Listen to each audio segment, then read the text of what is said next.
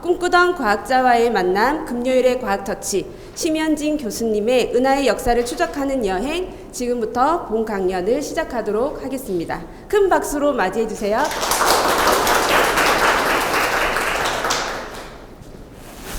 네, 안녕하세요. 앞에 굉장히 긴 소개를 해주셔가지고 너무 감사하게 잘 시작하게 되었습니다.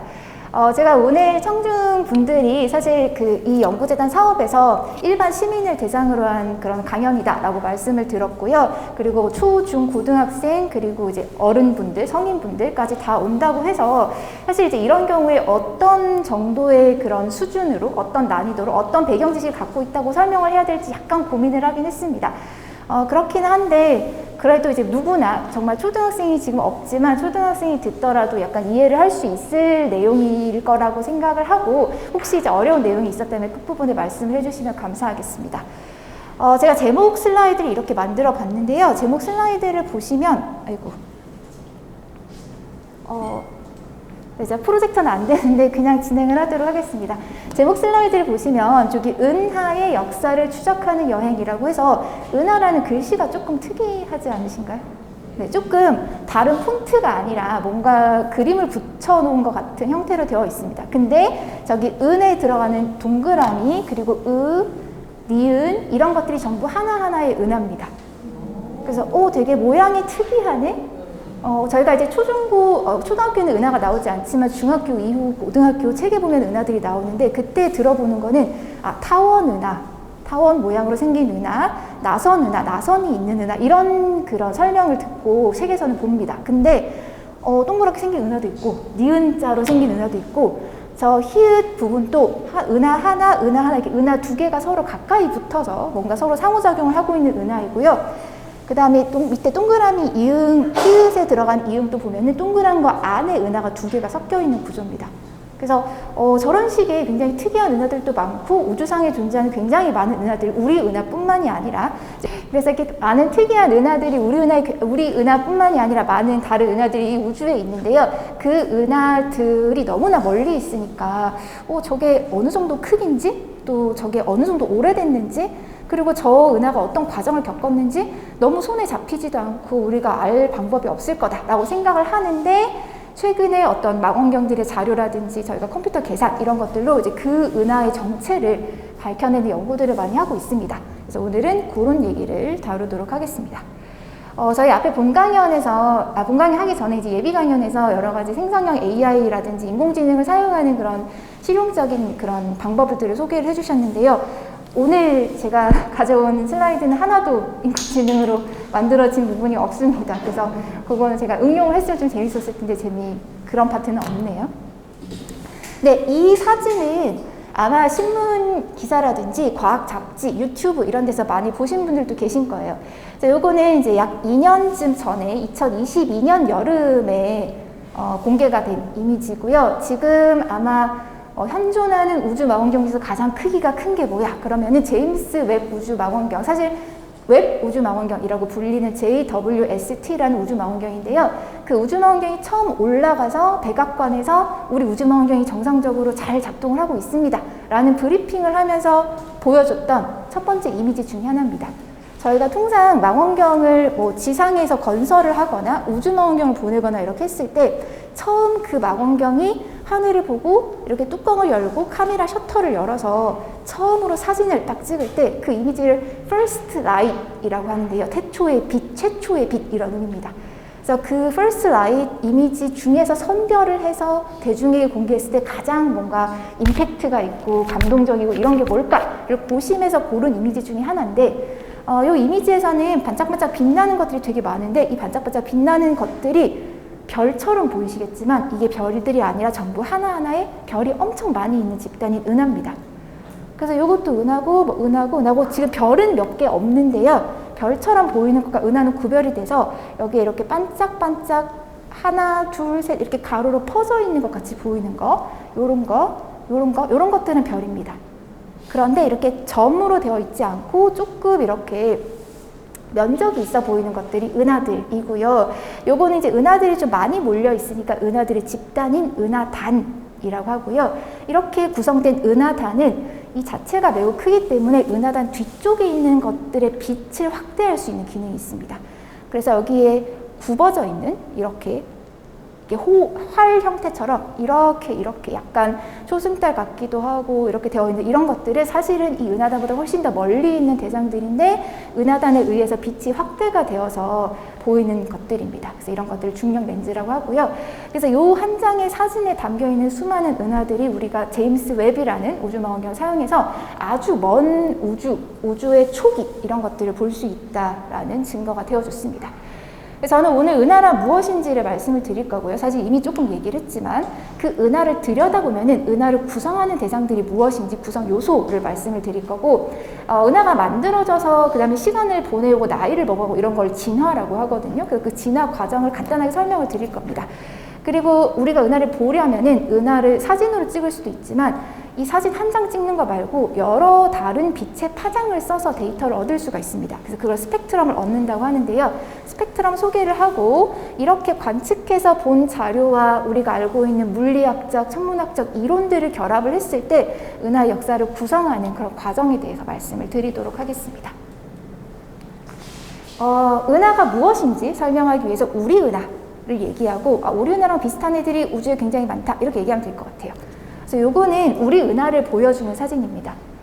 사실 요거는 대구에서 굉장히 가까운 곳에 가서 찍은 사진인데요.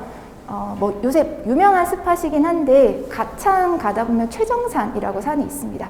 그 산에 올라가면은 여기 목장 지나가고 이렇게 해가지고 거기 올라가면 헬기장처럼 보이는 곳이 있는데 여기 약간 널찍해서 차를 세우고 뭐 있을 수 있습니다. 그래서 최정산 쪽에서 남쪽을 보면은 북쪽은 대구니까 이렇게 막 불빛이 많지만 남쪽에는 그렇게까지 대도시가 없기 때문에 남쪽 하늘이 좀 어두운 편입니다. 그래서 여러분들이 만약에 혹시 별 좀 보고 싶다 그러면은 그런데 올라가셔서 그런데 이제 은하수를 보시려면은 은하수가 사진으로 요즘 핸드폰 사진기가 굉장히 좋아가지고 이것도 그냥 핸드폰 사진으로 찍은 거예요. 그래서 고정을 시켜 놓으시고 찰칵 이렇게 찍는 것이 아니라 뭐 갤럭시도 그렇고 다른 핸드폰들도 프로 모드라는 게 있어서 노출 시간을 한 뭐 10초, 20초, 30초 이렇게 줄 수 있습니다. 그래서 조금 한 10초 이상 노출을 좀 주시면은 이렇게 희미하게 별들이 많이 보이는 것들이 나타납니다.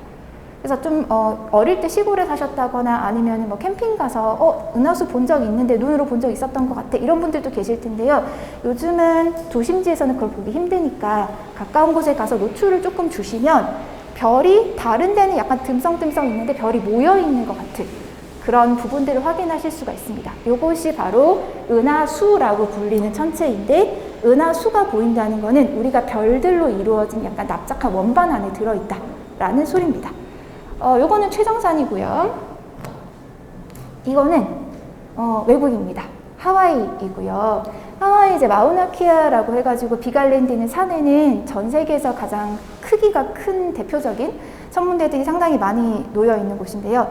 얼핏 봤을 때 약간 둔덕이 보이고 여기 동그랗게 보이는 것들이 천문대입니다. 그리고 은하수가 별들이 모여있는 집단들이 이렇게 쭉 보이는데 저희가 최정산 사진에서는 은하수가 거의 수직으로 서 있었는데 이거는 수평으로 되어 있습니다. 요거는 찍은 위치도 다르고 뭐 시간도 다르고 계절도 다르기 때문에 그렇고요. 여기 동그랗게 되게 밝게 보이는 거 있죠. 요거 혹시 뭐라고 생각이 드세요? 네, 저희가 하늘에서 볼 수 있는, 밤하늘에서 볼 수 있는 아마 가장 밝은 천체일 것 같은데 달입니다. 그래서 달이 이 정도로 보일 정도니까 사실 우리가 볼 때 하늘에서 달 꽤 크게 보인 적도 있잖아요. 근데 이 정도 크기인데 은하수는 더 이렇게 널리 퍼져 있겠다. 그래서 은하수가 보이는 이유는 우리가 별들로 이루어진 집단 안에 살고 있기 때문인데 만약에 별이 이렇게 동그랗게 공처럼 분포하고 있다고 한다면 그럼 공이 이렇게 공 안에 균일하게 별이 분포하고 있을 때는 지금 빨간색으로 표시한 방향인데 이렇게 보나 이렇게 보나 저희가 보이는 별의 개수가 비슷비슷할 겁니다. 근데 만약에 공처럼 퍼져 있으면서 동시에 공의 중심 부분에 원반이라고 되어 있는데 여기 있는 부분에 별의 밀도가 좀 높은 부분이 있다. 별이 좀 많은 부분이 있다. 그러면은 별이 많은 부분을 볼 때는 별 많이 있네 이렇게 생각하게 될 거고 별이 적은 부분을 볼 때는 별이 듬성듬성 있네 이렇게 생각하게 될 겁니다. 그래서 이런 식으로 우리가 관측을 해서 우리 은하 안에 있는 우리는 우리 은하의 모습을 볼 수 없지만 바깥에서 보면 우리 은하 모습을 볼 수 있다 하더라도 안에 있으니까 전체 모습 보기 힘들긴 하지만 거꾸로 유출을 할 수가 있습니다. 그래서 이것이 보통 천문학자들이나 모든 과학자들이 하는 거고요. 지금 1번, 2번, 3번 모형이 있는데요. 1번은 아마 아닌 것 같고 저희가 별이 집중되어 있는 부분을 보니까 1번은 아닌 것 같고 2번인가? 이렇게 생각을 해봤더니 2번의 경우에는 별이 집중되어 있는 것을 이렇게 이쪽으로 볼 때랑 저쪽으로 볼 때 같이 보일 겁니다. 근데 저희는 보통 여름에는 은하수가 굉장히 뚜렷하게 보이고 겨울 은하수는 여름 은하수만큼 뚜렷하지는 않은 편이에요. 그래서 여름과 겨울이 차이가 나게 하기 위해서는 이 중심의 별을 좀 더 많이 갖다 놓고 여름에는 중심을 보고 있고 겨울에는 중심 반대편을 본다. 이렇게 하면 설명이 조금 더 자연스럽게 되게 됐습니다. 그래서 우리가 은하는 별들의 집단이다. 그냥 이렇게만 기억을 하시면 될 것 같아요. 근데 당연히 보이는 별들의 집단이다 라는 거는 자명한 사실인데 종종 사진 작가들이 은하수 찍은 걸 보면은 별들이 많이 있기도 하지만 별들이 있으면서 약간 검게 거뭇거뭇 보이는 부분이 있습니다. 그래서 거뭇거뭇 보이는 부분은 저기 아무것도 없기 때문에 그런 것이 아니라 별빛을 가로막는 무언가가 있기 때문인데요. 이렇게 가로막는 무언가가 있다는 사실은 별과 별 사이가 텅 비어있지 않다라는 걸 알려줍니다. 그래서 별과 별 사이에도 뭔가가 있는데 그런 것들을 별과 별 사이 성간 물질이라고 합니다. 저희가 이게 유명한 우주 그 소재 영화 중에서 인터스텔라가 있는데 이 성간 물질이 인터스텔라 미디엄이 되겠습니다. 그래서 성간 물질의 대다수는 그래서 아마 이제 그 우리가 아는 화학 원소 중에서 제일 쉽고 간단한 것이 수소인데요. 성간 물질을 구성하는 것들은 대부분이 수소 기체입니다. 그런데 아주 일부분은 먼지라고 해가지고 저희가 그냥 청소 안 해가지고 이렇게 쓱 하면은 손에 이제 먼지들이 묻는데 이런 먼지랑 똑같은 먼지들이 성간 물질을 구성하는 대상들 중에 하나입니다. 그래서 우리가 지구에서 보는 먼지가 이게 자꾸 꺼지는데요. 지구에서 보이는 먼지가 이제 그 별과 별 사이에도 있는 거다라고 할 수 있을 것 같고요. 또 은하 여기 중심에 별이 많이 몰려 있는 곳에는 블랙홀이 있는데 우리가 보통 생각하는 그런 별이 죽어서 별리콜이 된다 이렇게 얘기하는데 그런 블랙홀보다 훨씬 더 큰 거대 질량 블랙홀이라고 하는 것들이 대부분의 은하 중심에 위치하고 있습니다. 이렇게 배터리가 없는 것 같은데요. 네, 오늘은 그 공간이 그렇게 넓진 않아서 아마 목소리가 들리시기는 할 것 괜찮으세요? 네, 감사합니다. 네, 그래서 지금 제가 말씀드린 것이 은하가 별들의 집단이다. 그리고 별과 별 사이가 비어있진 않고 별과 별 사이에도 기체가 좀 있고 먼지가 좀 있고 그리고 은하 중심부에 블랙홀이 있다 라고 말씀을 드려서 한 은하를 가져와 봤습니다. 그래서 이 은하에서 당연히 이렇게 반짝반짝 하는 것들이 밝게 보이는 것들이 전부 별입니다. 그래서 별은 보시면 여기 위에 있는 별은 좀 흰색으로 보입니다. 하얗고 푸르고 이런 색깔을 띠고 있고요. 근데 이 안쪽에 중간 쪽에 보면은 약간 노르스름한 이런 느낌이 좀 들어요. 그래서 푸르고 뭐 노랗고 이렇게 별들의 색깔이 조금씩 다른데 이렇게 색깔이 다른 이유는 별의 온도가 다르기 때문입니다. 보통 푸르게 보이는 것이 더 온도가 높은 별이고요. 노랗거나 붉은 것이 온도가 낮은 별입니다. 이건 저희가 일상생활에도 똑같은데 가스렌지에 가스불을 켭니다. 그럼 이제 가스불에서 파란색 불꽃이 보이는 부분이 있고 노란색이나 붉은 불꽃이 보이는 부분이 있는데요. 파랗게 보이는 그 불꽃 부분이 더 온도가 높습니다. 가스렌지 요즘은 이제 인덕션 써서 많이 안 쓰니까 촛불 같은 걸 켜도 촛불에도 중심부에 되게 파랗게 타는 부분이 있고 노랗고 빨갛게 타는 부분들이 있는데 거기가 온도가 다 다릅니다. 그래서 저희가 이제 색깔을 보면 온도를 좀 알 수 있는데요. 그러면 왜 어떤 별은 뜨겁고 어떤 별은 조금 온도가 덜 뜨겁냐? 둘 다 뜨겁지만 저희 일상 기준으로 둘 다 뜨겁지만 어떤 별은 굉장히 온도가 높고 어떤 별은 조금 덜 뜨거운데 그거는 그 별이 가지고 있는 질량에 의해서 결정이 됩니다. 그래서 우리 태양은 사실 전체 별들 중에서는 평균쯤이라고 생각할 수 있을 것 같기도 하고 왜냐하면 이제 태양의 저희가 아는 가장 잘 아는 그래도 그나마 잘 아는 별이 태양이기 때문에 태양을 기준으로 삼다 보니까 보통 우리가 무거운 별 그러면 태양보다 무거운 별을 가리키고요. 가벼운 별 그럼 태양보다 가벼운 별을 가리키는 편이에요. 근데 사실 이제 태양보다 가벼운 별의 개수가 훨씬 더 많긴 합니다. 그러니까 태양은 평균치라기보다는 조금 상위 그룹에 속하긴 하는데 어쨌든 이 별들의 질량이 다 다르기 때문에 그 갖고 있는 표면 온도도 다르고 그래서 색깔이 다 다르게 보인다라고 볼 수 있을 것 같아요. 별이 만들어질 때 질량이 달랐다라는 것 때문에 이 별이 쭉 살아가면서 겪게 되는 과정도 좀 다릅니다. 근데 과정이 다른 거에 뭐 자세하게 들어갈 필요는 없을 것 같은데 가장 결정적으로 생각할 수 있는 거는 얼마나 오래 이 별이 별로 살 수 있을지. 그러니까 저희가 별을 갑자기 그냥 얘는 별, 영원히 별 이런 것이 아니라 성간 기체라고 불렀던 아까 그런 것들을 끌어모아서 별이 됩니다. 그 다음에 이 별은 별로서 열심히 에너지를 내고 반짝반짝 하다가 시간이 다 되면 별이 죽게 되는데 보통 별의 죽은 부분은 별이 서서히 팽창을 해서 자기 갖고 있던 기체들을 다 공간으로 퍼뜨리거나 뭐 서서히 팽창 안 하고 빠르게 팽창시켜가지고 더 퍼뜨리거나 이렇게 됩니다. 즉 성간 기체가 별이 됐다가 별이 다시 성간 기체가 되고 다시 또 별을 만들고 이렇게 빙글빙글 돌아가는 그런 과정들을 거치는데요. 그래서 얼마나 오랫동안 별로 머무를 것인지가 별마다 다른데 그걸 결정하는 것이 질량입니다. 그래서 보통은 이제 파랗게 보이는 것이 온도가 높은 별인데 이 별들은 오래 못 살아요. 빨리 에너지를 많이 소모하고 그 삶을 마감하게 되는데 그래서 우리가 파랗게 보이는 별이 있다는 소리는 이렇게 붉은 별들은 좀 오래 사니까 파란 부분이 있다면 여기는 좀 최근에 별을 만들었을 것이다. 저기는 옛날에 별을 만든 게 그대로 남아있을 것이다. 뭐 이런 생각들을 좀 할 수 있습니다. 그래서 이런 것들이 바로 별이고요. 그 다음이 이제 기체인데 기체는 수소가 제일 많습니다. 근데 제가 아까 별과 별 사이에 뭔가 아무것도 없는 것이 아니라 뭐 별과 별 사이에도 뭐가 있다라고 말씀드렸는데 근데 그치만 그것이 어떤 정도 수준이냐면은 저희가 그 일상생활 속에서 생각하는 것보다 훨씬 적은 수준입니다.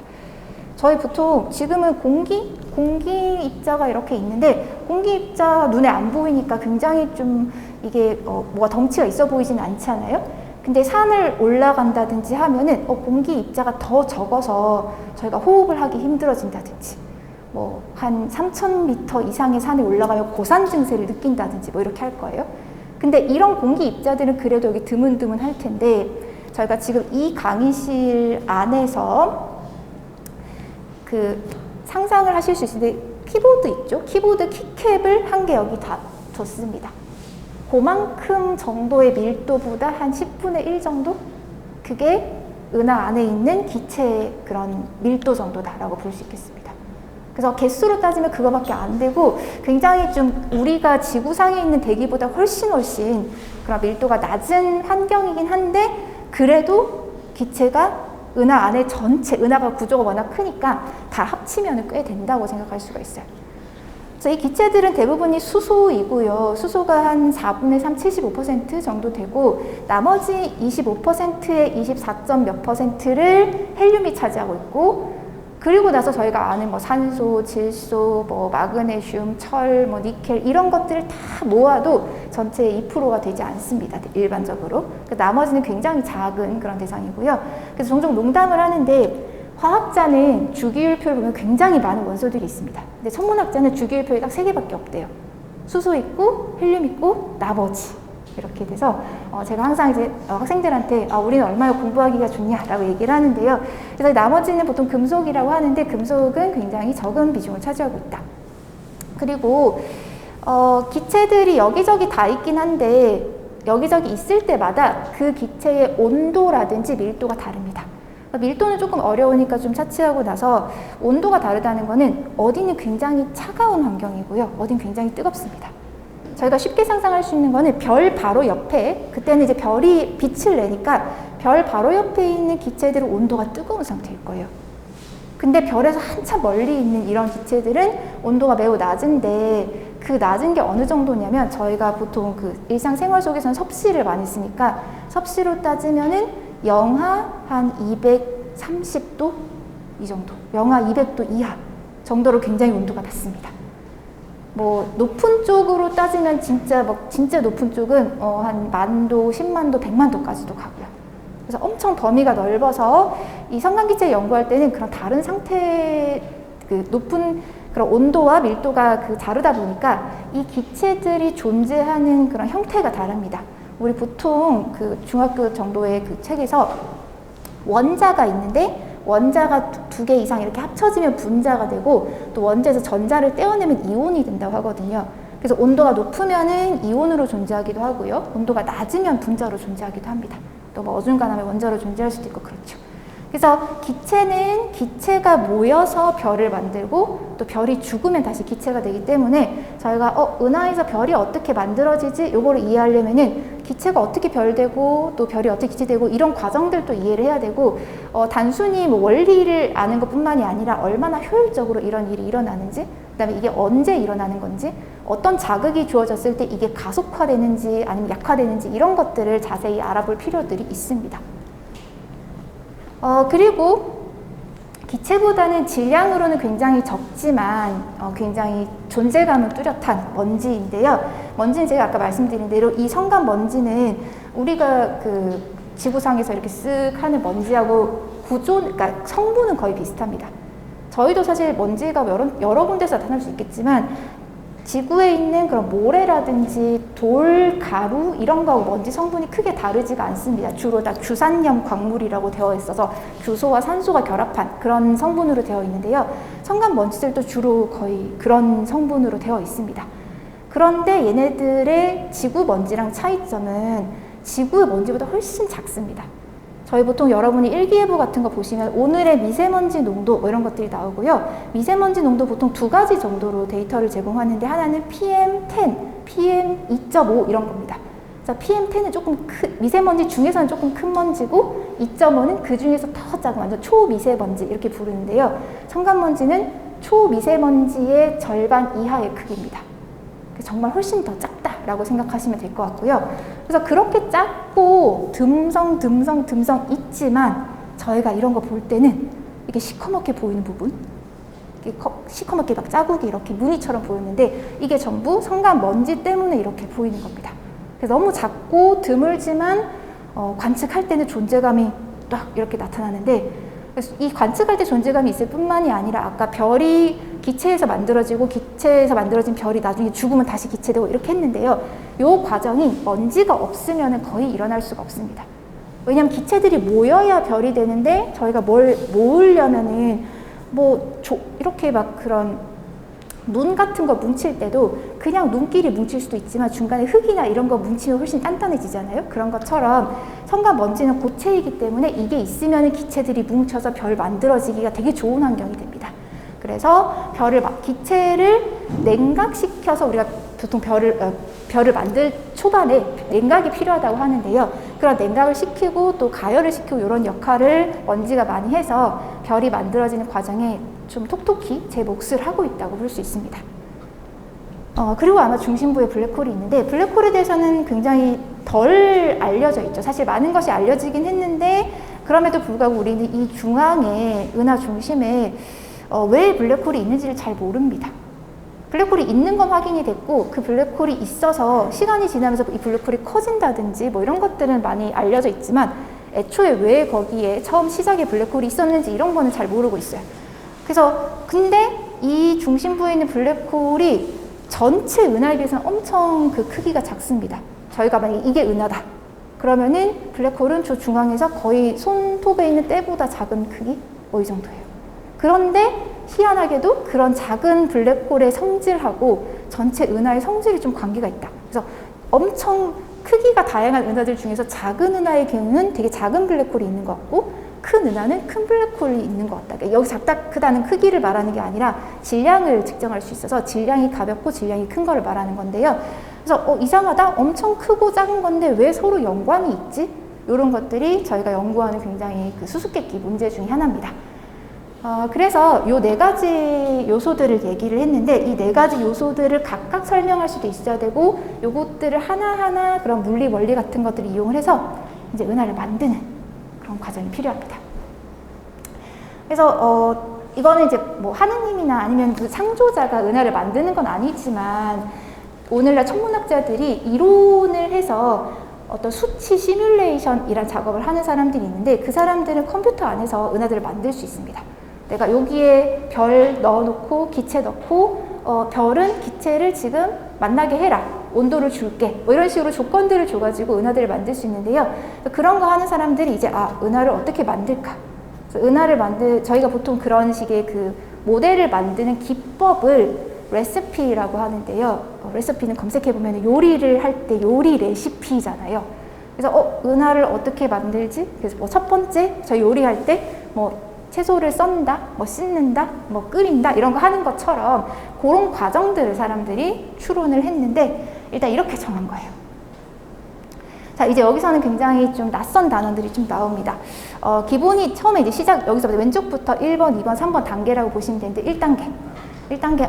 일단은 은하가 우주 안에 들어있으니까 그러면 우주의 현재 상태 이런 것들을 소개를 해야 돼서 기본적으로 우주론을 생각을 해야겠다. 여기서 말하는 우주론이라는 거는 우주가 뭐 계속 팽창을 하는지 뭐 어떻게 되는지 뭐 이런 것들이고요. 근데 이제 모델을 만들 때는 우주의 팽창 여부가 크게 관여하진 않고 모델을 만들 때는 우주를 구성하는 요소들에 관여가 있습니다. 그래서 지금 현재 우리가 표준적으로 생각하는 현대 우주론은 우주를 구성하는 요소로는 암흑 에너지라는 것이 있을 수 있고 뭐 이것도 최근에 이제 연구 결과에 따라서는 많이 여러 가지로 논쟁이 있습니다만은 암흑 에너지 이런 것들도 있고 암흑 물질이라고 해서 우리가 눈으로 보지는 못하고 근데 움직임 같은 걸로 그 존재를 확인하는 물질이 눈에 보이는 것보다 훨씬 많다 뭐 이렇게 생각하고 있어요. 그래서 그럼 암흑 물질을 이렇게 집어넣자 이렇게 생각하게 됐고요. 암흑 물질을 근데 무조건 내가 뭔지도 모르고 집어넣을 수는 없으니까 이 암흑 물질에 너는 이런 성질을 가지고 있어 라는 걸 부여를 해주는데 그 성질로 차갑다라는 걸 부여를 합니다. 근데 이 차가운 암흑 물질은 그럼 반대말은 뜨거운 암흑 물질이잖아요. 그래서 차가운 거 넣을까 뜨거운 거 넣을까 이런 거의 선택은 차가운 암흑 물질은 굉장히 느릿느릿 움직입니다. 차갑다는 소리는 제가 추우면 이렇게 좀 움츠러들듯이 이 물질이 가지고 있는 기본 에너지가 작다는 소리거든요. 그래서 천천히 느긋느긋 움직여서 뭐 움직였다가 옆에를 만나면 커지기도 하고 그러니까 결국 성장이 느린 거예요. 근데 반대인 뜨거운 암흑 물질은 막 빠릅니다. 빠르니까 옆에 있는 애랑 만나가지고 성장하는 속도가 굉장히 빠릅니다. 그래서 저희가 차가운 암흑 물질 넣는다면 느릿 만들어져서 지금 큰 게 좀 적고 이렇게 될 것 같은데 큰 게 나중에 시간이 많이 지나면 큰 게 많이 생성될 것 같은데 뜨거운 거는 빨리빨리 다니니까 커질 엄두가 잘 안 나는 뭐 이런 상황일 것 같아요. 그래서 그런 것들이 옛날에 우주론의 사람들이 이거가 맞나 저거가 맞나 이렇게 생각했는데 요즘은 일단 암흑물질의 그 성질은 다 차가울 거라는 것에 사람들의 의견이 수렴이 된 상태입니다. 그래서 자 일단 그러면 우주를 하나 만들어 놓고 보통 우주 공간을 한 개 만듭니다. 공간을 만들고 거기에 암흑물질을 집어넣는데 느릿느릿 움직이는 암흑물질을 집어넣습니다. 그럼 얘네가 가만히 있으면 아무 일이 안 일어날 텐데 여기에 중력 불안정이라는 건 뭐냐면 저희가 중력이라는 힘은 물체가 질량이 있고 질량이 있으면 서로 잡아당기는 게 중력인데요. 그러면 암흑물질들을 넣어놓으면 당연히 중력이 서로 잡아당기게 되겠죠. 근데 그냥 안정적으로 있으면은 안정하니까 아무 일이 안 일어날 텐데 불안정하니까 서로 이렇게 움직이다가 만날 수가 있잖아요. 그래서 중력 불안정을 넣고 나면은 그 불안정이 성장을 하게 돼서 성장하는 진화 부분을 넣게 되면은 조금씩 뭔가 물질이 뭉쳐져 가지고 구조를 만듭니다. 이렇게 구조를 만들고 나면은 이거는 지금은 우리 눈에 보이는 반짝반짝하는 그런 물질이 있는 것이 아니라 암흑물질이라는 보이지 않는 물질인데 구조라는 덩어리가 생긴 거고요. 그 덩어리 안에 빛나는 걸 집어넣습니다. 그렇게 해서 은하를 만듭니다. 보통 이렇게 구조를 만드는 작업까지가 언론에 가장 많이 나오는 그런 그림이나 영상인데요. 여기 보시면은 보라색 배경처럼 보였지만 여기를 조금 확대를 해보니까 이렇게 거품처럼 막 볼록볼록한 구조가 있고 밝은 부분들이 있고 더 밝은 부분이 있고 뭐 그렇습니다. 그래서 더 확대 해보면은 중앙의 밝은 부분은 여기는 훨씬 이제 밀도가 좀 많이 높다고 하는데 물질이 많이 모여 있는 게 보이고, 물질이 또 별로 없이 검게 보이는 건 물질이 비어 있는 부분이 있는 거예요. 그래서 이런 것들은 지금 여기 빛나게 그려놓긴 했지만 이게 암흑 물질로 구조를 만든 거고요. 이제 이렇게 모여 있는 거에다가 별을 집어 넣으면은 그렇게 많이 몰려 있는 암흑 물질만큼 별이 몰려 있는 은하, 아니면 은하가 많이 몰려 있는 은하단, 이런 것들이 나오게 됩니다. 그래서 이런 과정을 거쳐서 이제 냉각을 시켰다고 했는데, 이제 이렇게 해서 별을 넣으면은 아까 보이지 않는 물질이 보이는 은하가 만들어지게 되고요. 은하 안에서 별을 만들어서 넣으면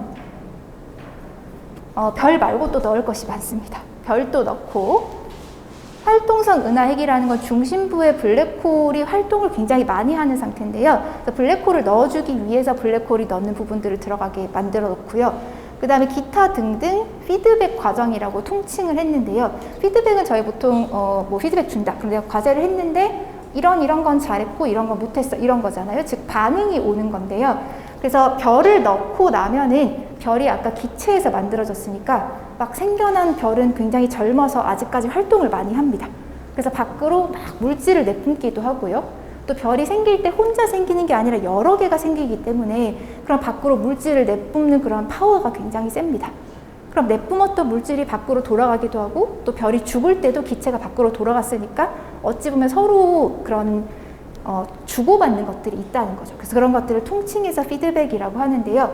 이런 과정들을 좀 넣고, 그리고 이제 은하가 혼자서 아무런 주변 은하와 교류하지 않고 진화를 할 수도 있지만, 살다 보면은 옆에 거 영향도 받고, 옆에 거 영향을 받다 보니까 옆에 애랑 합쳐져서 물질이 섞이기도 하고, 아니면은 제가 처음에 은하 이렇게 할 때 니은자 은하, 뭐 아자 은하 이런 거 봤던 것처럼 원래는 이런 모양이었는데 옆에 애랑 그 충돌이 하고 뭐 상호작용 하다 보니까 모양이 막 꼬이기도 하고, 그래서 그런 형태 동역학적 진화라고 하는 것고 섞여서 화학적 진화 이렇게 하기도 하고, 이런 진화를 거쳐서 쭉 진행이 되는데, 거기다가 우리가 주로 아는 은하 안에 있는 별이 나이가 들면서 바뀌어가는 항성 종족 합성이라고 부르는데 별의 진화입니다. 그래서 이 별의 진화를 다 넣으면은 이제 짠 하고 지금 우리가 보는 별을 가진 은하의 모습이 됩니다. 그래서 이 과정들이 사실 되게 좀 뜨악해 보이긴 하는데요. 이런 과정들을 거쳐서 모델로 은하를 만드는 사람들이 굉장히 많습니다. 여기 있는 하나하나의 사진들은 전부 다 그 다른 연구 그룹에서 진행한 모델이고요. 이 모델도 몇 가지 종류들이 이렇게 있어요. 그래서 왼쪽에 지금 4칸인데 왼쪽에 있는 2개 칸은 은하 별을 안 만들었어요. 별을 안 만들고 암흑물질만 사용해서 모델을 만든 케이스고요. 오른쪽에 있는 위에 아래는 암흑물질 만들어 놓고 거기다가 은하를 눈에 보이게끔 만들기 위해서 별을 집어 넣었습니다. 그래서 보시면 여기는 별을 집어 넣으니까 진짜 우리가 사진에서 보는 은하처럼 아까 파랗고 노랗고 이런 모습도 보이고, 또 약간 검정색으로 되어 있는 먼지 부분도 보입니다.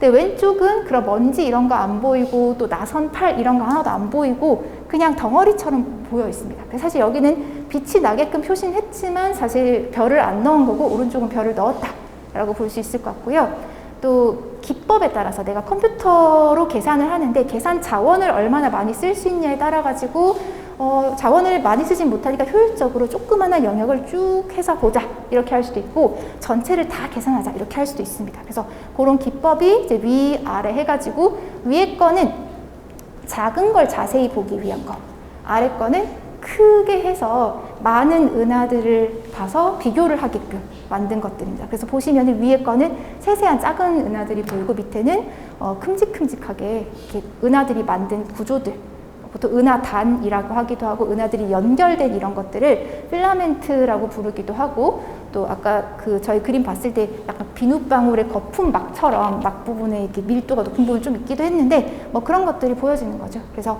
지금 얼추 개수를 세보면은 보시면 한 20개 이상 되는 전 세계의 그룹들이 여러 가지 다른 방법을 사용해서 모델을 만들고 있습니다. 저는 사실 모델을 만든 사람은 아닌데요. 저는 이제 관측을 하는 사람들이니까 이 모델을 만든 사람들이 우리가 계산한 바에 따르면 이렇게 은하가 생겼을걸요? 라고 예상을 해줍니다. 그럼 저는 내가 관측해보니까 이 사람들이 얘기한 예상이랑 잘 맞는 것 같아요. 그래서 여러분이 계산을 하실 때 사용한 그런 가정이나 이런 것들이 잘 맞습니다. 이렇게 얘기할 수도 있고요. 아니면은 제가 먼저 제안할 수도 있어요. 제가 보니까 이런 특징을 가진 은하가 있는데 이걸 계산으로 만들 수 있어요? 라고 하면은 그쪽에서 한번 만들어 보겠습니다. 이렇게 만드는 거죠. 그래서 서로 이렇게 좀 이것도 피드백인데 상호 피드백을 주고받으면서 연구를 같이 한다라고 보시면 되겠습니다. 은하를 만들었는데 이 만들어서 계속 진화를 시키는 거, 지금 은하의 생성과 진화를 연구한다고 말씀드렸으니까 만드는 건 됐는데 진화를 시키게 되잖아요. 그래서 처음 만들어졌을 때에 비해서 시간이 지나면은 은하는 관측되는 모양도 달라지고 그 안에서 일어나는 일도 좀 달라집니다. 왜냐면은 아까 기체에서 별을 만든다고 했는데 기체별 이 속도가 별이 만들어져서 죽는 속도보다 빠르다고 한다면은 시간이 지나면 기체를 다 썼을 겁니다. 그래서 시간이 지나면은 은하에서 별이 만들어지는 정도가 보통은 둔화되기 마련입니다. 슬슬 뭔가 별을 덜 만들게 되고요. 그런데 만약에 이벤트가 있으면 옆에 지나가던 기체가 되게 많은 은하가 부딪혀가지고 다시 기체를 주면은 그럼 나는 이제 슬슬 연료를 다 쓸 때가 됐는데 기체가 또 들어왔네? 그래서 별을 만들 수 있기도 해요. 그래서 추가로 공급이 되면은 또 별을 많이 만들어질 수도 있고요. 그게 아니라 공급을 시켜주는 게 아니라 옆에 애가 가면서 내 기체를 오히려 뺏어버릴 수도 있습니다. 그러면은 더 덜 만들게 되고요. 그래서 이렇게 만들어진 정도 같은 거는 계속해서 시간에 따라 달라질 수 있는 거고, 또 만들어진 별 역시 새로 만들어지는 걸 고려하지 않더라도 이미 만들어진 별도 원래는 되게 젊은 별이었는데 시간이 지나면 나이가 들어가면서 그 별의 색깔이나 아니면 밝기 이런 것들이 달라질 수 있습니다. 그래서 그런 것들도 은하의 변화에 영향을 주는데요. 저희가 진짜 오래 살 수 있다면, 보통 은하 하나의 수명 100억 년 이상 이렇게 잡는데 사람이 100억 년쯤 살 수 있다면 보면서 제가 지금은 노란색인데 앞으로 가면은 붉은색이 되겠군 이렇게 생각할 수 있는데 당연하지만 그렇게는 못합니다. 물론 저희가 계산을 했을 땐 가능하죠. 아까 컴퓨터로 만든 거는 컴퓨터로 빨리 감기가 되니까 나이가 들게 만들 수가 있는 거죠. 그래서 계산을 할 때는 빨리 감기를 해가지고 그렇게 할 수 있을 것 같고요. 관측을 하는 사람들은 내가 실제 은하들을 나이를 들게 만들지 못하니까 여러 은하를 봐서 그 중에서 좀 어린 은하, 좀 나이가 많은 은하 이렇게 구별이 될 겁니다. 그래서 그런 것들을 비교함으로써 아까 계산한 빨리 감기한 은하와 비교할 수 있는 근거를 마련하게 되겠습니다. 요거는 굉장히 그런 은하 진화의 일부를 보여주는데요. X 가로축을 보시면 시간입니다. 시간이라서 맨 왼쪽이 현재라고 보시면 되고요. 제일 오른쪽이 과거입니다. 그래서 현재, 과거 이렇게 되어 있는데 여기 있는 거 다 실제로 보이는 은하들이고요. 그래서 이 파란색 은하라고 한다면 이 은하를 거기서 오는 빛을 분석해 보니까 그 은하에서 빛이 출발했을 때는 우주의 나이가 좀 어렸을 때인 거예요. 지금으로부터 지금 이 나이가 10억 년 단위로 되어 있는데 지금으로부터 94억 년일 때 요렇게 은하들이 보였다라는 겁니다. 근데 이 은하들의 공통점이 있어요. 지금 그림으로 나와 있는 은하들의 공통점은 우리 은하와 질량이 비슷하다라는 겁니다. 그러면은 이 노란색으로 보이는 은하들도 여기 파란색으로 보이는 은하들도 우리 은하랑 비슷한 질량을 가지고 있으니까 우주가 어렸을 때랑 우주가 지금의 나이가 됐을 때 똑같은 질량을 가진 은하들인데 색깔이 좀 다르네? 이런 생각이 듭니다. 그래서 이런 것들을 보면은 이 정도의 질량을 가진 은하라고 한다면은 과거에는 파랗게 보였는데 지금은 노랗게 보였다는 얘기는 이 파랗게 보이는 은하를 구성했던 별들은 되게 젊거든요. 제가 아까 별의 특성할 때 별의 특성 색깔은 온도를 반영하고 온도는 질량이랑 관계가 있고 질량은 나이를 결정한다라고 했는데요. 이런 건 대부분이 나이가 어린 별, 이런 거 노란 거는 나이가 많은 별이라고 할 수 있어가지고 초창기에 그런 우주에서는 어린 별들만 있었는데 최근에 오니까 나이 든 별이 훨씬 많아가지고 이렇다. 이렇게 결론을 내릴 수가 있습니다. 어찌 보면 당연한 상황이긴 해요. 나이가 시간이 들면은 별들은 나이가 먹을 텐데, 근데 질량이 같은 별이라고 했으니까 요 파란색 별은 현재 오면은 더 큰 노란색이 되어 있을 것 같아요. 그래서 그렇단 얘기는 담당하는, 내가 질량이 이 정도 되는 별을 담당하는 그런 대상들이 어린 은하에서 좀 나이 든 은하로 바뀌었다라고 할 수도 있을 겁니다. 그래서 이게 이제 그런 그림인데 저희가 가까운 은하 중에서 나선 팔을 가진 은하는 약간 노르스름한 색깔의 팔이 이렇게 보이는 은하였겠지만 우주의 나이가 지금의 한 10% 정도로 어렸을 때는 그런 은하가 다 파랗게, 거의 다 파랗게 보이는 은하였을 거다라는 겁니다. 이런 게 이제 서로 다른 은하를 연구해서 은하의 진화 과정을 보는 건데요. 이렇게 은하를 지금 보여드린 아까 봤던 이런 그림, 이 그림에 있는 것들이 전부 다 은하를 사진으로 찍은 거죠. 그래서 저희가 천문 관측에는 두 가지, 더 많은 관측이 있을 수 있지만 아주 단순하게는 보통 두 가지 관측이 있다라고 생각할 수 있는데, 하나는 이미징이라고 해서 사진을 찍는 겁니다. 사진을 찍으면은 은하 찍었다 이런 모양이고요. 이미징 관측 아까와 같은 그런 비슷한 거를 얻었던 예시를 하나 보여드리면은 제임스 웹 우주망원경 이전에 허블 우주망원경이 있었습니다. 네, 허블 우주망원경도 어느새 30년 이상 근무를 하고 있는데요. 이 허블 우주망원경을 사람들이 만들어서 궤도에 올리고 나서 카메라도 고치고 이렇게 하고 나서 굉장히 이제까지 안 해봤던 역대급 프로젝트를 하자라고 아이디어를 낸 것이 보통 저희가 사진 찍을 때는 저기 별이 있네, 별을 찍자 이렇게 되는데요. 아예 별이 없는 완전히 어두운 부분을 찍어보면 어떨까 이런 생각을 했습니다. 그래서 북두칠성 옆쪽에 굉장히 작은 영역이 있는데요. 그 영역을 찍었는데 그냥 찰칵 찍은 것이 아니라 이때가 크리스마스 즈음이었는데 연속으로 하루, 우주니까 밤에 찍고 낮에 다시 안 찍고 이럴 필요가 없잖아요. 그래서 쭉 해서 거의 한 열흘 정도 쭉 찍었습니다. 그랬더니 까만 하늘인 줄 알았는데 까만 하늘에서 점점점 이렇게 빛나는 부분이 드러나기 시작했어요. 그래서 이 빛나는 것들이 전부 은하였는데 이렇게 얻어낸 데이터를 허블 딥 필드라고 해가지고 딥은 깊은 이런 의미고요. 굉장히 어두운 부분까지 찍었다라고 해서 이런 딥 필드를 찍어서 은하를 연구하는 그런 것들이 30여 년 전부터 시작이 됐습니다. 그래서 허블 딥필드라는 것이 만들어지고 나서 그 다음에 사람들이 저 영역은 너무너무 작은 영역이니까 우리 우주는 엄청 큰데 작은 영역만 연구하면 그게 전체를 대표한다고 할 수 있을까? 저희가 일반화의 오류 이런 거 있잖아요. 내가 많은 사람에 대해 조사를 하고 싶은데 몇 명만 물어봤으면 그게 좀 그쪽으로 기울어질 수 있으니까 다른 영역을 찍자라고 생각했습니다. 그래서 다음에 여러 가지 다른 영역을 하면서 북두칠성이 아니라 지구의 북반구 쪽은 아니고 남반구 쪽 하늘을 찍었습니다. 그래서 이런 데이터를 얻었는데요. 이 데이터를 얻고 나서 이것도 이름을 붙여야 되잖아요. 천문학자들은 굉장히 좀 유머러스하거나 단순한 걸 좋아하는데 허블 딥 필드였으니까 명칭을 이제 딥이 아니라 울트라 딥으로 하자 이렇게 바꿨습니다. 그래서 허블 울트라 딥 필드를 찍어서 굉장히 우리 잘 찍었지 라고 얘기를 했는데 이러고 나가지고 그 다음에 또 찍습니다. 방금 전에 요 그림하고 요 그림 제가 이렇게 반짝반짝해서 보여보면은 똑같이 생겼거든요. 똑같이 생겼는데 그럼 이거랑 이게 뭐가 다르냐?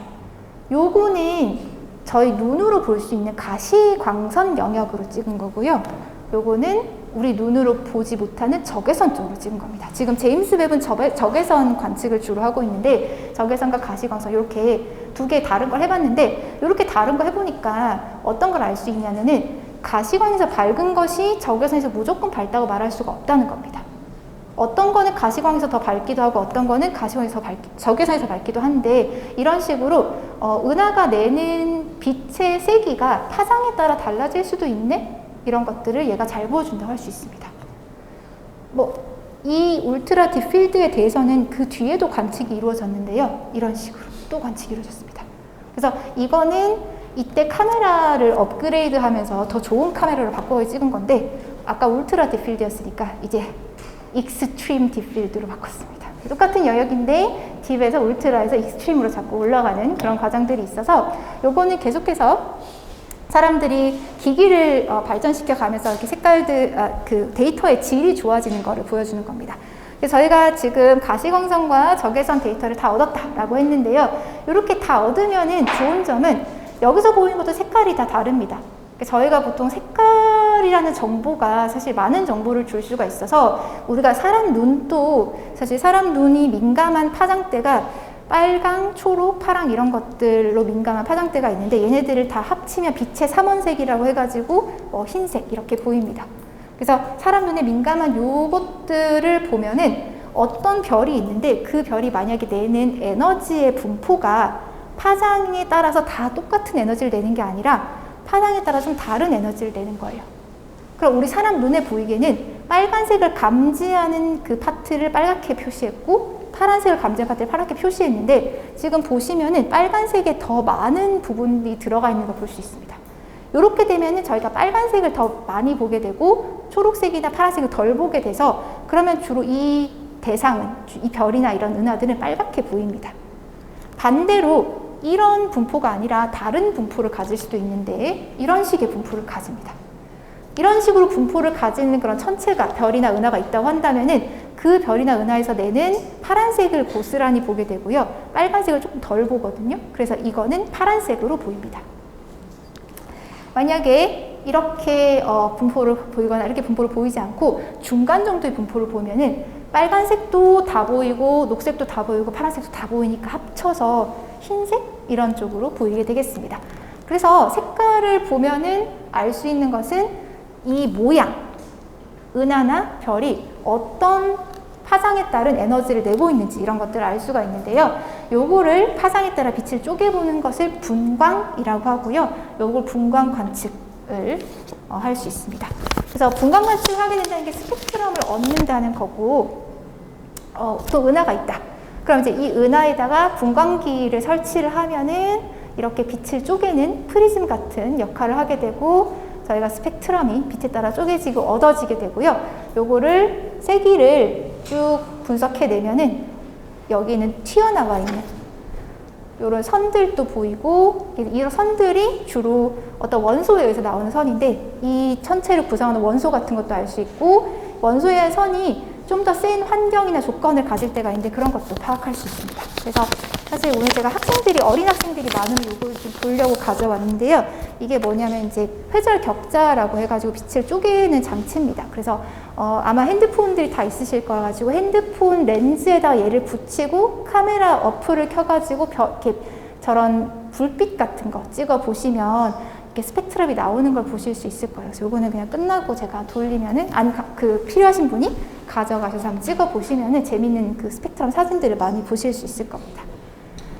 그래서 요 선은 아까 말했던 별, 성간, 기체 이런 거에 대한 정보들을 다 알려주는 역할을 하고요. 저희가 은하의 분광 관측을 하면은 은하 구성하는 그런 정보에 대해서 알 수 있게 되겠습니다. 그래서 이를테면은 지금 봤던 분광 스펙트럼은 우리 눈의 가시광선에 대해서만 설명하긴 했는데 더 짧은 파장, X선, 자외선, 그리고 더 긴 파장, 적외선, 전파 이런 것에서부터 지금 점으로 본 것들이 전부 다 관측 자료입니다. 그래서 어떤 은하는 굉장히 넓은 파장에 걸쳐서 복사를 내게 되고요. 요것들을 저희가 하나씩 다 관측해서 조합을 하면은 별의 별들이 얼마나 인지 별이 나이가 어떻게 되는지 이런 것도 알 수 있고 기체나 먼지의 역할 같은 것도 알 수 있습니다. 네, 그래서 요게 지금 저희 연구실에서 하는 연구를 일부 가져온 건데요. 저는 관측을 하는 사람이고 이제 모델 하는 사람들의 만든 자료랑 비교를 한다라고 말씀을 드렸습니다. 그래서 여기 있는 그런 점처럼 보이는 것들을 모델하는 사람들이 만들어 놓은 별과 기체의 분포입니다. 조그만하게 지금 색깔이 잘 안 보이는데 노랗게 퍼져 있는 이 노랗게 막 되어 있는 거는 그 은하 안에 들어있는 기체이고요. 노란색 말고 약간 회색 점처럼 되어 있는 것은 별입니다.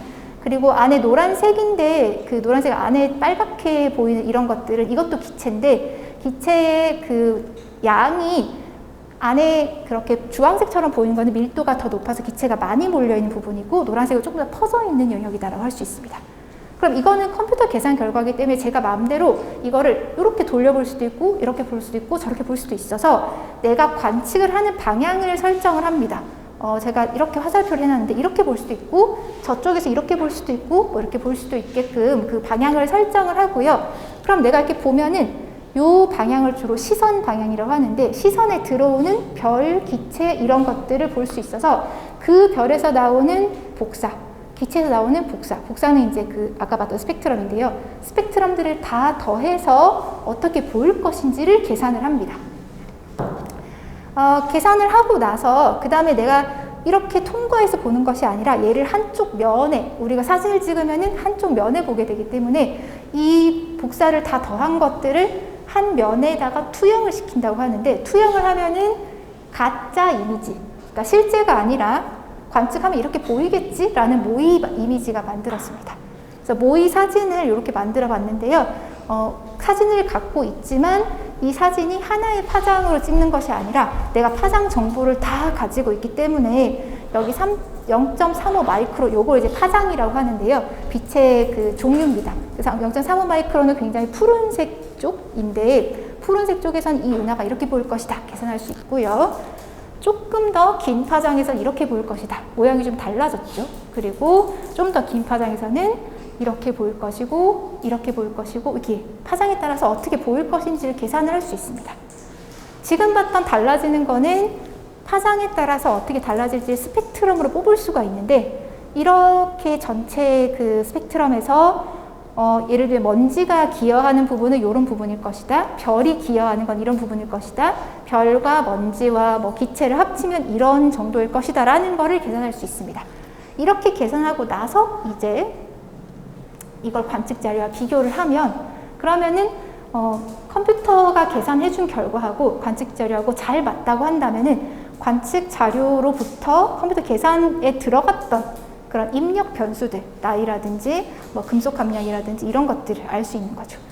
지금 저희 연구실에서는 이 모의 자료를 사용을 해가지고 이거를 만들어내는 알고리즘을 개발하고 있고요. 이 알고리즘에서는 저희 아까 처음에 예비 강의할 때 썼던 그런 AI 같은 것들도 쓰고 있습니다. 저희가 뭐 그런 생성형, 대화형 그 모델을 만든다는 것이 아니라 이건 사실은 기계학습이라고 해가지고 우리가 그 손으로 만들어내는 것이 아니라 컴퓨터가 계산을 해서 기계가 학습한 다음에 이런 것들을 많이 컴퓨터가 배운 다음에 배운 걸 기초로 밖으로 뱉어내게끔 하는 것이 기계학습이라 그런 모델들을 사용을 하고 있습니다. 그래서 이런 게 이제 예시인데, 왼쪽에 있는 것이 정답입니다. 그리고 이 정답을 자꾸 학습을 시켜서 컴퓨터한테 너가 학습을 했으니까 그럼 이제 그에 따른 진짜 데이터를 줄 테니까 답을 한번 풀어봐 라고 하고 중간에 이렇게 이제 풀어본 답인 거예요. 그래서 왼쪽과 중앙이 완벽하게 일치한다면 저희는 얘를 굉장히 잘 가르친 거고 얘를 활용할 수 있게 되겠는데, 오른쪽은 왼쪽과 오른쪽이 똑같은지를 보려고 왼쪽에서 오른쪽을 빼봤습니다. 그럼 완전히 똑같다면 빼기를 해서 다 0이 나오게 될 거고요. 근데 이제 여기 약간 하늘색으로 보이는 것이 0이고 빨간색이나 파란색 진하게 보이는 것은 0이 아니라 조금 차이가 있다라고 볼 수 있는데, 보면 얼추 거의 0으로 나온, 그러니까 밑에 같은 것은 굉장히 학습이 잘 된 거고요. 위에 같은 것들은 사실은 학습이 조금 덜 됐다고 볼 수 있죠. 그래서 이런 모델을 계속해서 개량해 나가는 것이 아마 연구 과제를 하면서 중요한 일이 될 것 같습니다.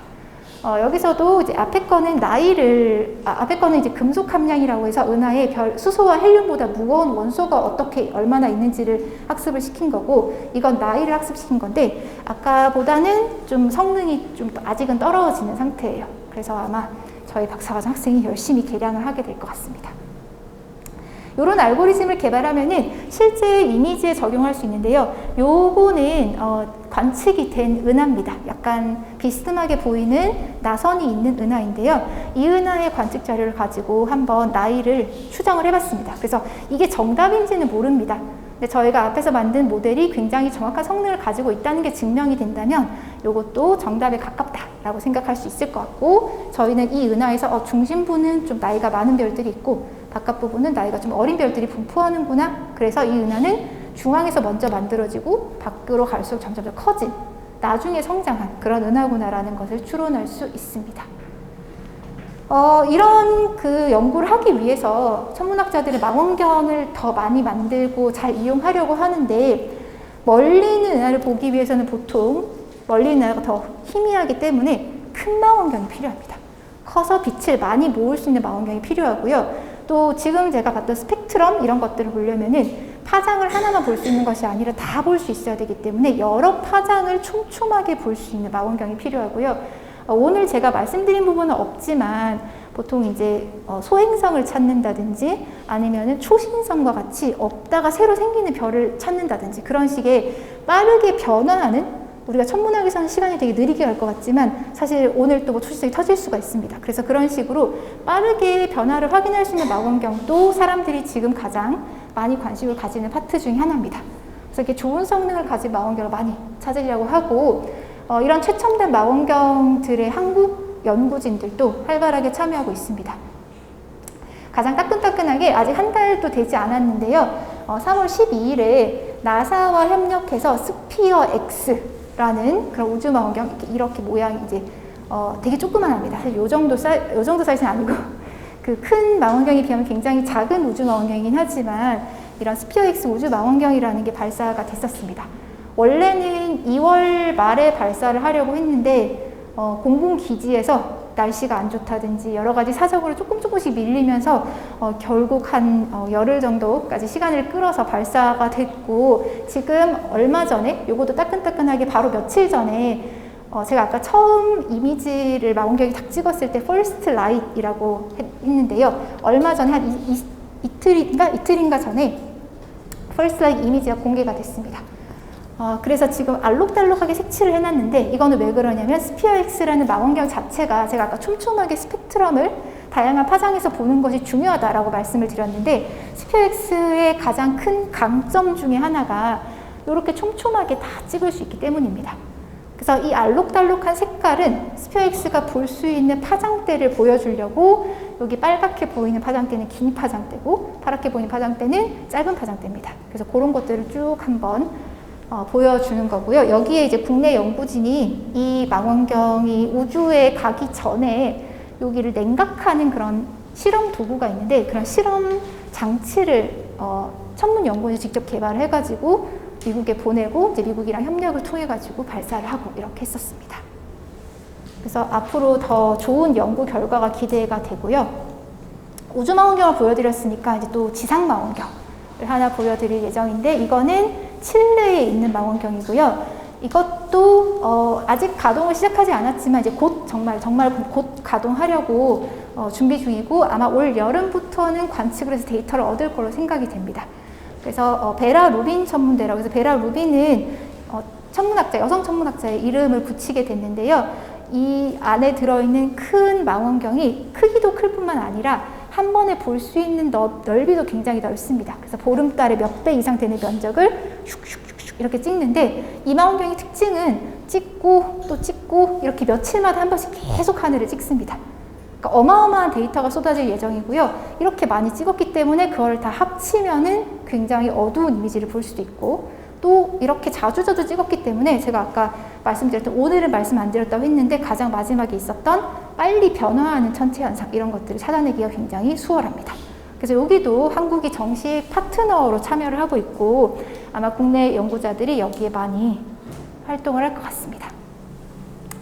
네, 그래서 사실 제가 이제 오늘 학생들이 많이 없긴 한데, 학생들이 혹시 많이 있으면 진로에 대한 내용을 조금 말을 해야 된다고 해가지고 진로 얘기를 조금 넣어놨는데요. 천문학은 이런 학문이다 라고 저희가 이제 IAU라는 국제 천문 연맹이라고 천문학자들의 모임이 있습니다. 그래서 그 모임에서 천문학의 빅 아이디어라고 해가지고 천문학을 일반 사람들에게 되게 쉽게 소개시켜주기 위한 큰 책자들이 있는데요. 그 책자에서 천문학이란, 이렇게 하면 천문학에 대한 소개를 했습니다. 천문학은 어찌 보면은 그거 실용적이지 않지 않나 이렇게 생각할 수도 있지만, 인류의 역사와 같이 해온 가장 오래된 학문 중에 하나고, 사실 천문학에서의 아이디어가 그 기술적으로도 많이 발전을 했습니다. 우리가 관측을 하기 위해서 사진을 찍은 거, 이런 것들은 당연히 핸드폰 개발이라든지 이런 다양한 그런 영상장치 개발에 다 기여를 하게 됐었고요. 또 다양한 파장, 이런 거 X선, 뭐 전파 이런 것들 전부 다 통신에 쓰게 됐고, X선 같은 거 아니면 더 짧은 파장 또 뭐 MRI나 의료 장치에도 활용을 하게 됐습니다. 그래서 오래된 학문이지만 또 그만큼 또 기초 학문이지만 실용적인 분야에도 쓰이고 있고, 그리고 사실 어찌 보면은 과학에 관심을 가지는 사람들 중에 상당수는 천문학에 대해서 다행히도 호의적이에요. 그거 왜 해? 라고 생각하기보다는 별 예쁘다, 우주 신기하다, 뭔가 들으니까 잘 모르지만 흥미롭다, 이렇게 많이 반응을 해주는데요. 그래서 과학에 대해서 관심을 가지게 되고 우리가 사는 세상을 조금 다르게 보게 해주는, 저는 그런 과학에 흥미를 가지게 해주는 굉장히 좋은 도입 부분이 되는 학문이라고 생각합니다. 그리고 그러다 보면은 저희가 이렇게 소중한 우주, 이 우주상에 있는 굉장히 작은 존재인 지구에 살고 있는 우리가 좀 이 우주를 보존을 해야 된다든지 아니면 지구의 환경을 보존해야 된다든지 너그럽게 사람들을 대해야 된다든지 하는 그런 좀 넓은 관점을 가지게 되는 학문이기도 하다라고 생각을 합니다. 또 제가 사대에 있다 보니까 그런 관점에도 많이 관심을 가지게 됐는데요. 천문학자가 하는 작업입니다. 사실 명칭이 딱 정해져 있지는 않아가지고 제일 왼쪽이 주로 관측을 하는 천문학자들의 작업이라고 생각하고요. 저는 두 번째는 이제 모델을 만드는 컴퓨터 계산하는 천문학자들의 작업이라 생각하고 마지막 세 번째는 망원경을 만들고 기기를 개발하는 사람들의 작업이라고 했습니다. 근데 관측을 하지만 이론도 동시에 할 수도 있고 또 관측하면서 기기하는 사람들도 많고 하니까 딱 영역을 나누지는 않았는데요. 주로 이제 과학 연구 문제가 제시가 되고 나면은 관측하는 사람들은 어떻게 관측해서 무슨 데이터를 얻으면 이 문제를 해결할 수 있을까를 생각을 하게 되고요. 계산하는 사람들은 그러면 내가 모델을 만들어 줄 테니까 이거를 확인해 봐 라고 할 거고요. 서로 이제 비교를 하게 되고 기기를 만든 사람들은 그러면은 당신이 기획하는 그런 관측을 하기 위해서는 우리가 이런 기기를 만들어 줄까요? 이렇게 기기 성능을 좀 생각하게 되고 운영을 하고 개발하게 됩니다. 그래서 이런 것들을 하는 사람들이 천문학자 있고 요거는 천문학자에 대한 종종 가지는 일반적인 오해인데요. 영어로 되어 있긴 하지만 이 사람이 자 이제 오해에 대해서 얘기해 봅시다 라고 했더니 이 세 사람 다 천문학자인데 첫 번째 사람이 저는 망원경을 안 써요. 망원경을 안 씁니다 라고 하는데 두 번째 사람이 저는 망원경 근처에도 안 갑니다 라고 하고 세 번째 사람이 난 하늘도 안 봐요 이렇게 얘기를 합니다. 그래서 보통 천문학자 그러면은 뭐 오늘 밤에도 관측하러 가고 막 망원경 열고 이런 거 생각을 하는 경우가 많은데 그런 천문학자들은 천문대에 근무하는 일부를 빼고는 거의 없습니다.